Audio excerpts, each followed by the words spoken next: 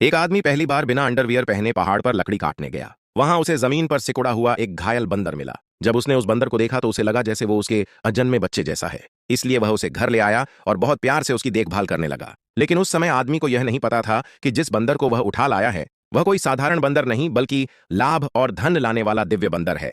वह बंदर न सिर्फ अच्छे भाग्य और सफलता लाता है बल्कि उसकी कृपा से बड़ी संपत्ति भी प्राप्त होती है। बंदर की कृपा से आदमी का जीवन धीरे धीरे समृद्ध होने लगा। एक दिन उसकी पत्नी ने बच्चे को जन्म दिया। आदमी ने गांव के सबसे अच्छे वैद्य को बुलाया। इलाज खत्म होने के बाद आदमी ने अपनी अमीरी दिखाते हुए वैद्य को मुट्ठी भर सोने की गुठलियां इनाम में दे दी।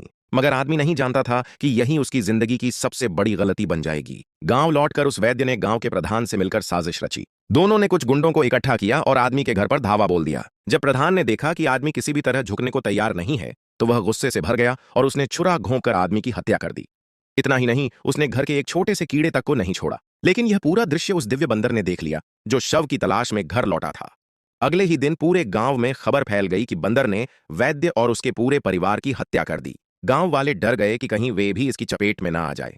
इसलिए उन्होंने एक मशहूर शिकारी को बुलाया। बूढ़े शिकारी ने बंदर की लार का निरीक्षण किया और सोचा कि बंदर को बाहर लाने के लिए नकली बंदूक का उपयोग किया जाए। जैसे ही उसने जोरदार धमाका किया, बंदर तुरंत वहां आ पहुंचा।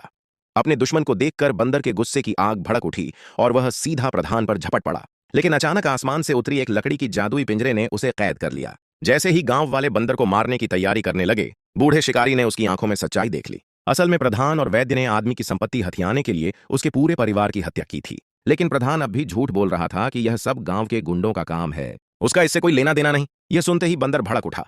उसने पूरी ताकत से लकड़ी का पिंजरा तोड़ दिया और प्रधान पर टूट पड़ा। उसने उसे जमीन पर गिराकर बेरहमी से काटा फाड़ा। शिकारी ने यह सब देखा लेकिन उसने रोकने की कोशिश नहीं की, क्योंकि जो बुराई करता है उसे सजा मिलनी ही चाहिए। बदला लेने के बाद बंदर ने गांव के किसी और इंसान को नुकसान नहीं पहुंचाया। वह एक छलांग में वहां से गायब हो गया और सबकी आंखों से ओझल हो गया।